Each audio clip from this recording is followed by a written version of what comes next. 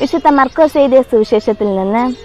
യേശു tyre പ്രദേശത്തു നിന്ന് പുറപ്പെട്ട് സീദോൻ കടന്ന് ദെക്കപ്പോളിസ് പ്രദേശത്തു കൂടി ഗലീലി കടൽ തീരത്തിലേക്ക് പോയി.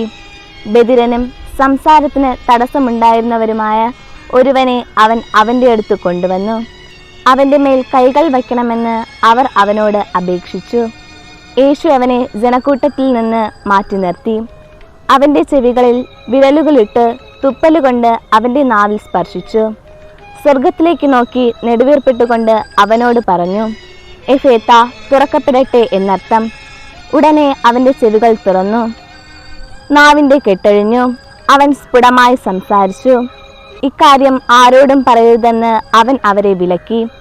എന്നാൽ എത്രയേറെ അവൻ വിലക്കിയോ അത്രയേറെ ശുഷ്കാന്തിയോടെ അവർ അത് പ്രഘോഷിച്ചു.